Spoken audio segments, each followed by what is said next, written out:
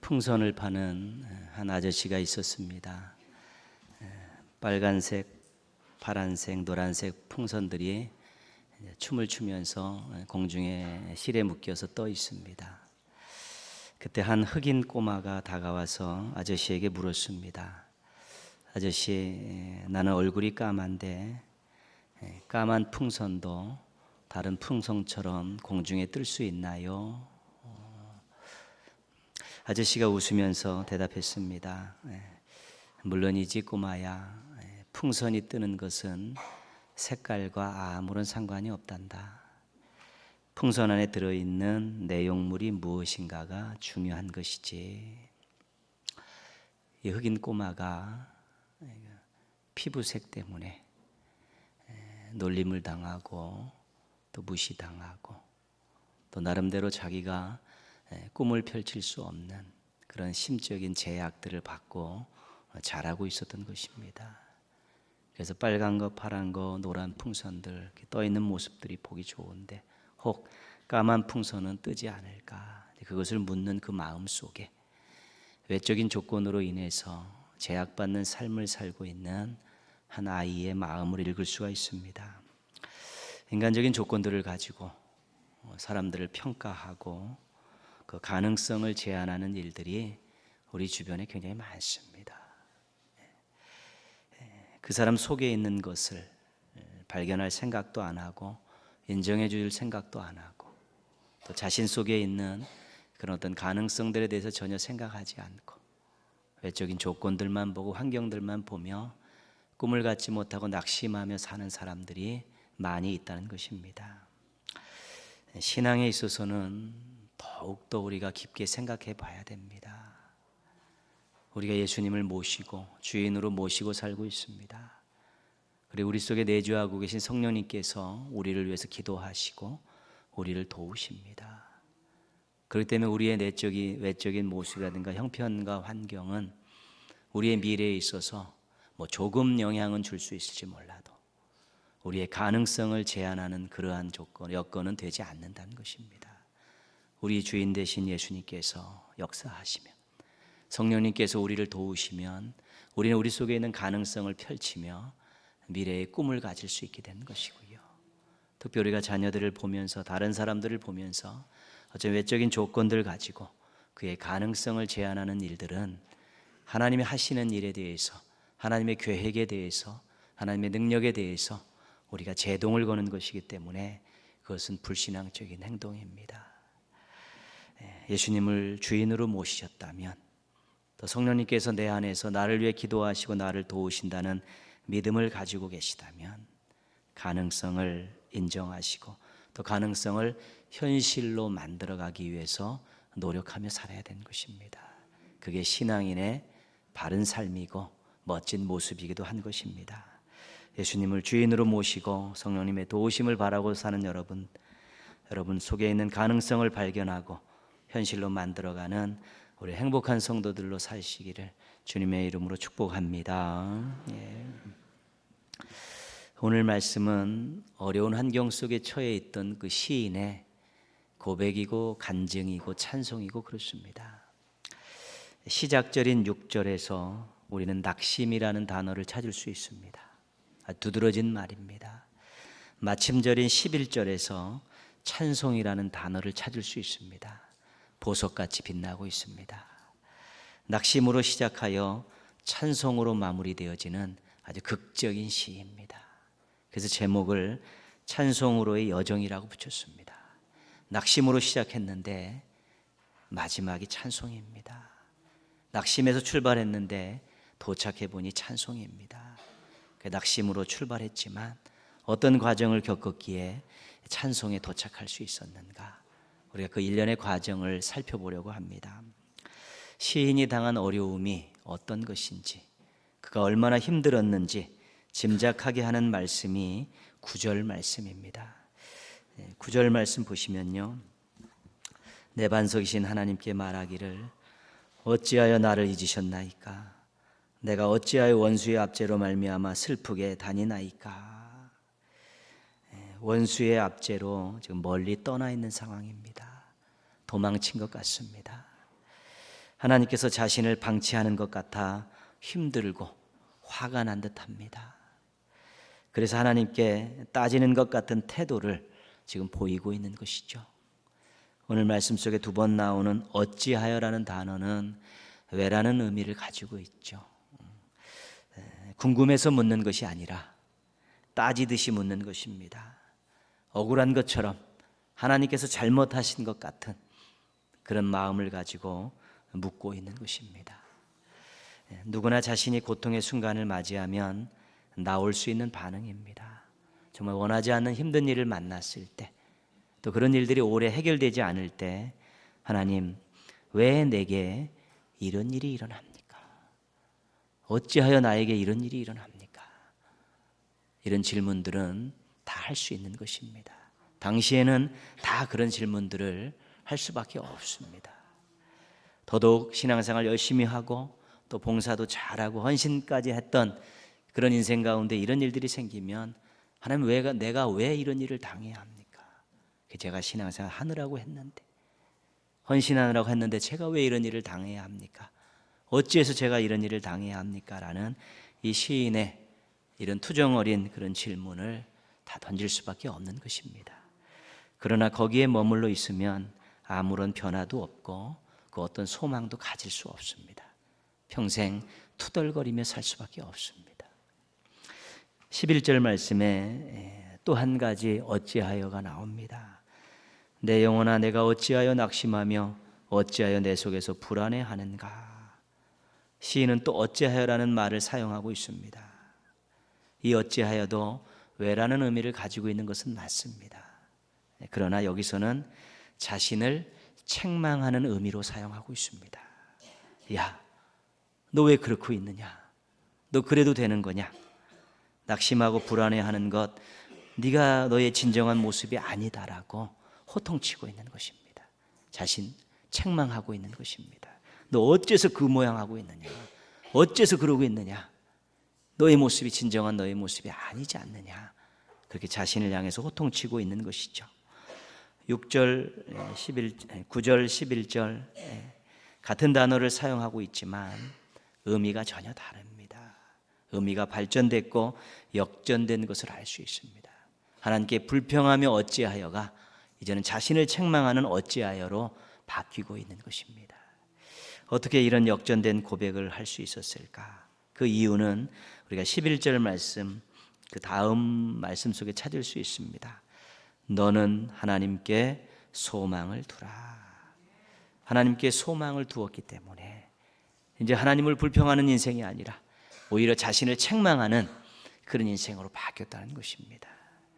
하나님을 원망하는 인생과 하나님께 소망을 두는 인생은 하늘과 땅 차이입니다. 늘 하나님을 불평하며 사는 인생, 늘 하나님께 소망을 두는 인생은 그것은 전혀 다른 인생입니다. 질적으로도 양적으로도 그 어떤 면에 있어서도 비교할 수 없는 결과를 낼 수밖에 없습니다. 하나님께 소망을 두라는 말의 의미는 무엇입니까? 하나님께서 해결해 주실 것을 믿으라는 것입니다. 하나님을 불평하지 않고 하나님을 믿으니까 낙심과 불안이 사라지게 되는 것입니다. 하나님이 소망이 되시는 이유는 무엇입니까? 하나님의 사랑 때문입니다. 하나님의 능력 때문입니다. 하나님께서 자신을 사랑하신다는 확신이 있으면 하나님을 바라보게 되는 것입니다.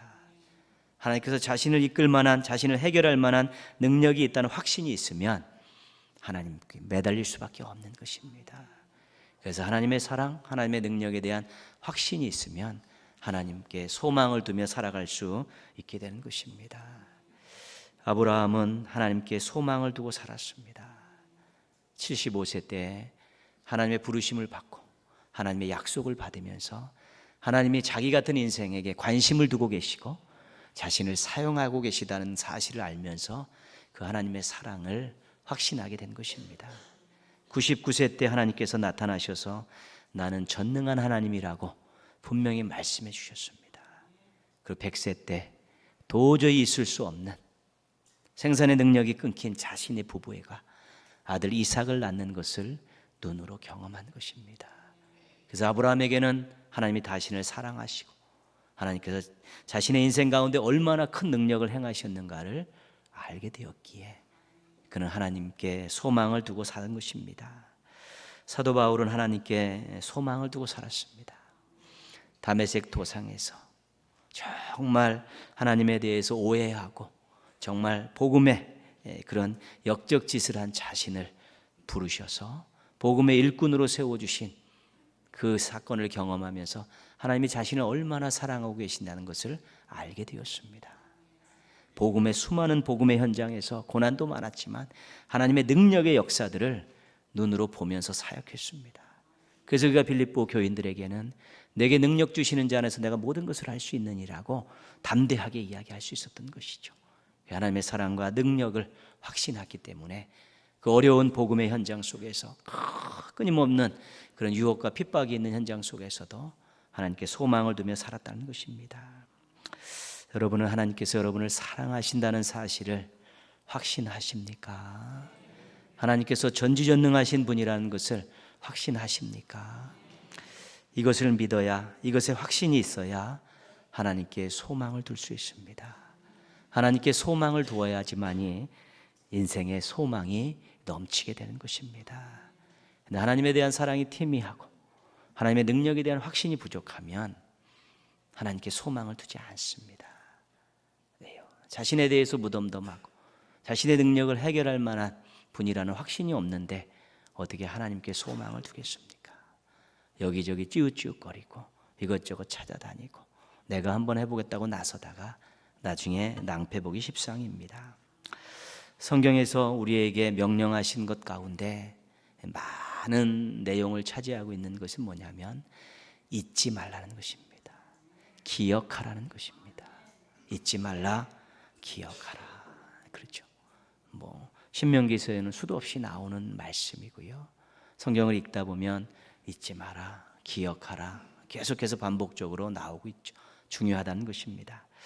하나님의 사랑과 능력이 말씀 속에 엄청나게 많이 담겨 있습니다. 하나님 직접 하신 말씀을, 하나님의 행하신 일들 속에서 정말로 하나님의 사랑과 능력을 우리가 말씀을 읽으면서 얼마나 많이 발견하는지 모릅니다. 그리고 우리의 삶 속에 하나님의 사랑과 능력이 무진장하게 많이 담겨져 있습니다. 우리를 사랑하셨던 그 흔적들, 증거들, 우리에게 베푸셨던 그 하나님의 능력들의 그런 증거들이 우리의 삶을 뒤집어 엎어보면 무진장 많이 나옵니다. 고구마를 막 캐면 막 나오듯이 그보다 훨씬 더 많이 나옵니다. 잊고 살고 또 잊혀져 살고 있기 때문에 그렇습니다. 우리가 말씀 속에서 삶 가운데 찾을 수 있는 이 하나님의 사랑과 능력을, 우리에게 임했던 이 사랑과 능력을 우리는 통칭해서 은혜라고 부르는 것입니다. 그래서 은혜를 잊지 말라는 것입니다. 은혜를 기억하라는 것입니다. 받은 은혜를 생각하고 그 사랑과 능력 때문에 우리가 하나님께 소망을 둘 수 있기 때문에 그렇습니다. 하나님의 은혜를 잊을 수 있습니다. 특별히 우리 신앙인들이, 현대를 사는 우리 신앙인들이 하나님의 은혜를 왜 잊냐면 바빠서 잊습니다. 얼마나 바쁜지요. 꼬맹이들부터 어른들까지 얼마나 바쁜지 모릅니다. 예배의 자리, 봉사의 자리, 그런 것까지 나오지 못할 정도까지 바쁘기도 하고요. 교회에서 하는 그런 작은 그런 모임들, 이런 것까지도 정말 참여하기 어려울 정도로 바쁘게 삽니다. 바쁘게 살다 보면 은혜를 잊을 수가 있습니다. 바쁜 것의 병폐가 그것입니다. 근데 그렇다고 바쁘게 산다고 또 만족하게 살지도 않습니다. 바쁘게 사는데 더 불안하고 더 초조하고 더 아웅다웅 사는 것 같습니다.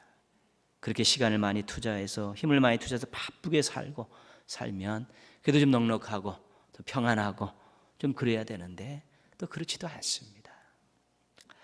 북경에서 사업을 하는 김태원 씨가 정리한 짧은 글입니다. 자동차로 다니던 길을 자전거를 타고 지나보세요. 그동안 보지 못했던 것들이 보일 겁니다. 그러다 자전거에서 내려 걸어도 보세요. 또 다른 새로움을 느끼게 될 것입니다. 때론 인생의 속도를 줄일 때 또 다른 작은 행복이 보일 것입니다. 똑같은 길을 차를 타고 가는, 자전거를 타고 가는 것과 걸어가는 것이 다르다는 것입니다. 차를 타고 갈 때 보지 못했던 것들을 자전거를 타고 가면서 볼 수 있고요. 자전거를 타고 가면서 보지 못했던 것들을 걸어갈 때는 볼 수 있다는 것이죠. 인생의 속도를 조금 늦춰보면 그동안 보지 못했던 것들을, 그동안 또 잊고 살았던 것들을 찾을 수 있다는 것입니다. 신앙인에 있어서 은혜가 그런 것입니다. 받을 때 얼마나 좋았는지 모릅니다. 그거 받고 주님 위해서 살겠다고 눈물 콧물 흘린 적이 있었고요. 이제 주님 뜻대로 살아보겠다고 그것 받고 결단할 때도 있었는데요. 언제 그랬냐는 것이 다 있죠. 이제 인생의 속도를 좀 놓치시고 하나님 앞에 겸손히 무릎 꿇고 자신의 살아왔던 인생을 다시 한번 더듬어 보시고요. 또 하나님에 대해서 잊고 있었던 것들 다시 한번 기억하시고 말씀 속에서, 자신의 삶 속에서 하나님의 사랑과 능력을 다시 한번 확인하고 그것을 은혜로 다시 한번 마음속에서 샘솟듯이 솟아나도록 바꿔서 또 받은 것 감사로 올려드리고 그 능력 때문에 하나님을 더 의지하며 살게 된다면 지금보다도 훨씬 더 하나님께 소망을 두며 살아갈 수 있게 될 것입니다. 자신을 의지하며 살아보지 않았습니까? 또 다른 사람 의지하며 살아보지 않았습니까? 또 세상 것 의지하며 살아보지 않았습니까? 뭐가 남았습니까? 이제 하나님 소망하고 하나님께 소망을 두고 나를 사랑하시고 나의 능력을 주신 그 하나님 믿고 의지하고 그분께 소망을 두어 보십시오. 이제는 새로운 미래가 열리게 될 것이고 아름다운 시간들을, 기회들을 선물로 받게 될 것입니다. 하나님의 사랑과 능력을 다시 한번 확인하고 잊어버렸던 은혜들을 다시 한번 찾으면서 이제는 하나님께 소망을 두며 살아가는 우리 멋지고 행복한 신앙인들 되시기를 주님의 이름으로 부탁드리겠습니다. 11절 말씀입니다. 내 영혼아 내가 어찌하여 낙심하며 어찌하여 내 속에서 불안해하는가. 너는 하나님께 소망을 두라. 다음 읽겠습니다. 나는 그가 나타나 도우심으로 말미암아 내 하나님을 여전히 찬송하리로다. 아멘. 도우심, 하나님께 소망을 뒀습니다. 하나님께 소망을 두면 어떤 반응이 나오냐면 기도하게 되는 것입니다. 나를 사랑하신 하나님, 이 부분을 해결해 주실 줄 믿습니다. 기도하게 되면 응답이 있죠. 응답이 바로 도우심입니다. 도우심이 임하면 그 다음에는 그 어려운 문제들이 풀리곤 하고 해결이 되면 하나님을 찬송하게 되는 것입니다. 네, 그렇죠. 하나님의 도우심이라는 것은 대단한 것이죠. 우리의 생각을 넘어서고 상식을 넘어서는 일들도 굉장히 많습니다. 네. 하나님의 도우심의 방법은 다양합니다.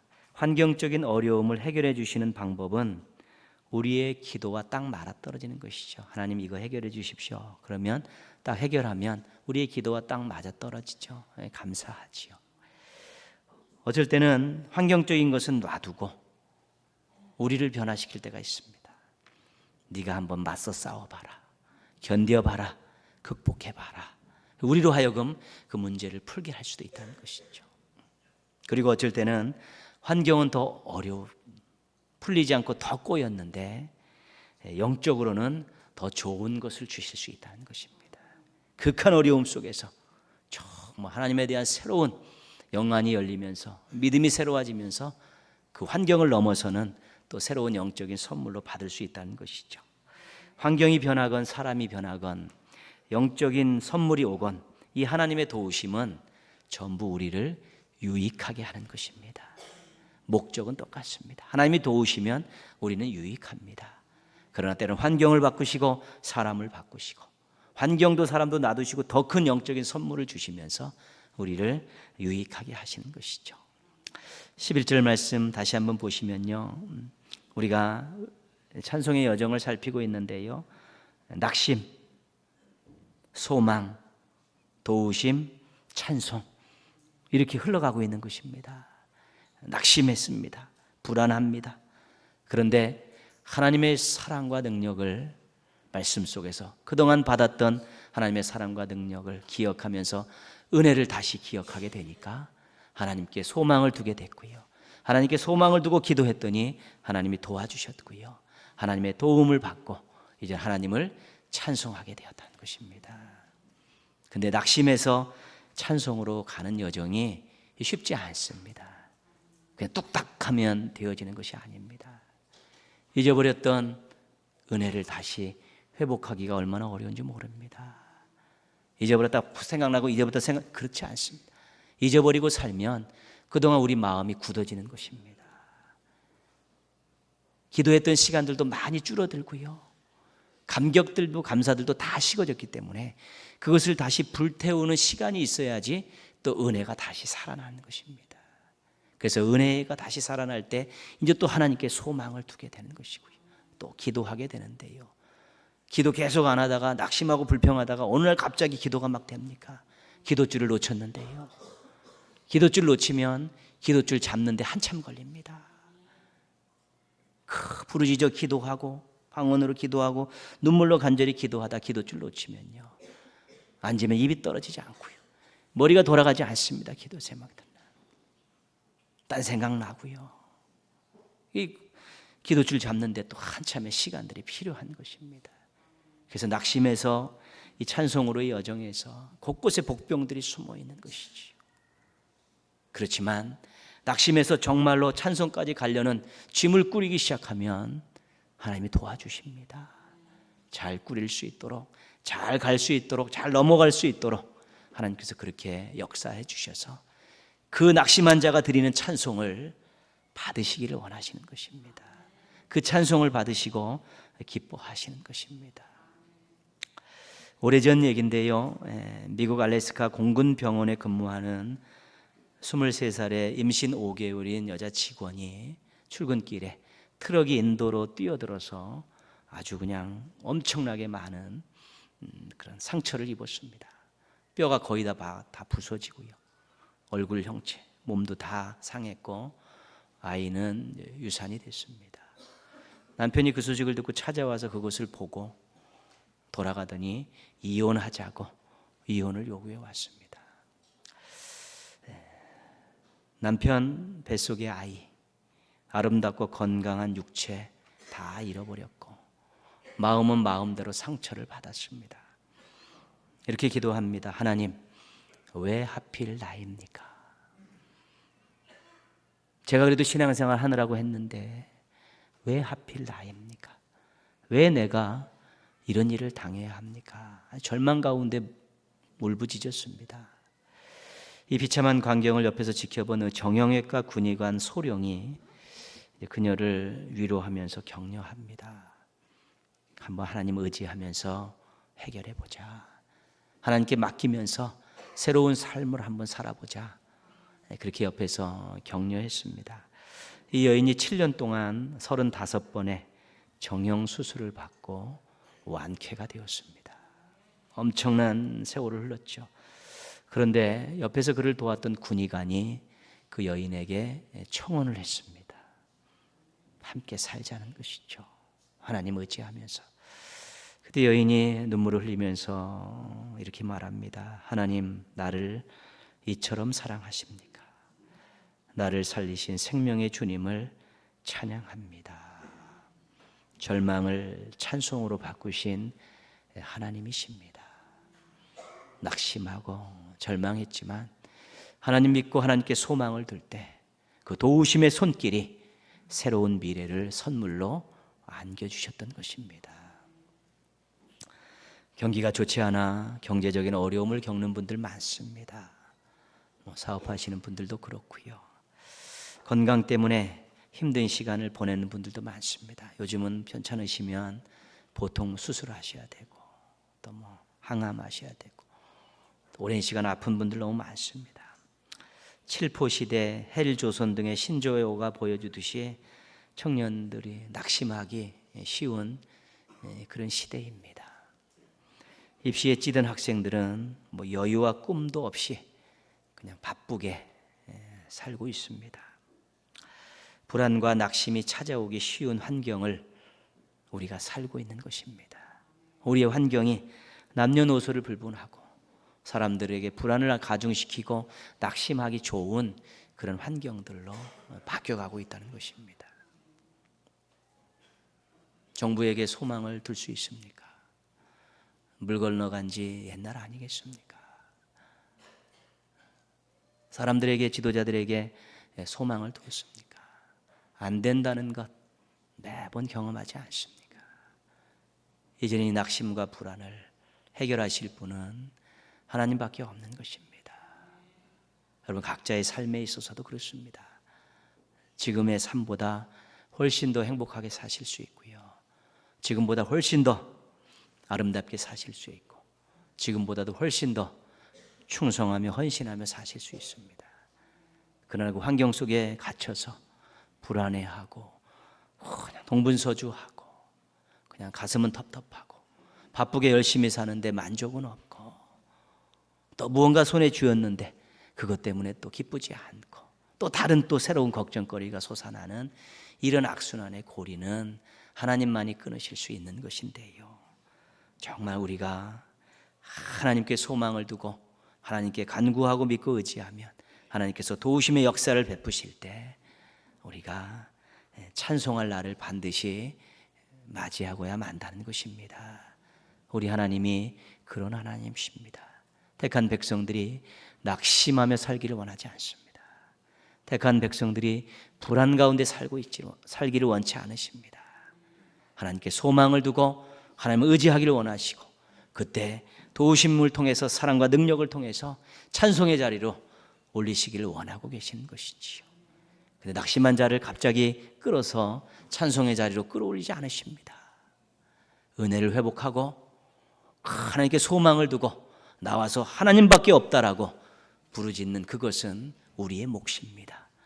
그 몫까지 우리가 해낼 때 하나님께서 우리를 찬송의 자리로 인도하시면서 새롭고 값진 시간을 우리들에게 허락해 주시는 것입니다.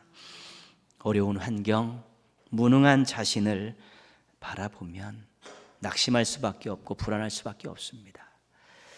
이런 상황 속에서 찬송으로의 여행을 떠나십시오. 내가 찬송의 자리에 가겠다는 마음을 가지고 출발하십시오. 그래서 잊어버렸던 사랑과 능력이 담겨있는 은혜를 다시 회복하시고, 이젠 하나님밖에 없습니다라고 눈물바람 한번 하시고 하나님께 그 모든 것들을 다 토로하십시오. 우리 하나님 기다렸다는 듯이 도우심으로 우리를 감싸 안으시면서 우리를 찬송의 자리로 인도하실 것입니다. 어느 순간 출발했나 봤는데 일정의 시간이 지나니까 찬송하는 자신을 발견할 수 있게 될 것입니다.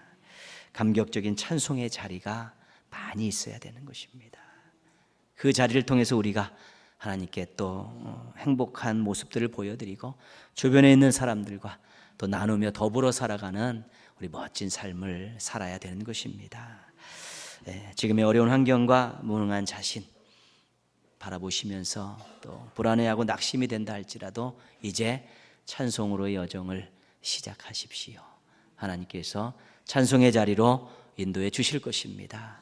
그 자리에서 행복하시고 그 자리에서 많은 사람들에게 주의 사랑과 복을 나누어주는 축복의 통로의 삶을 사는 행복한 성도들 되기를 주님의 이름으로 축원합니다. 아멘.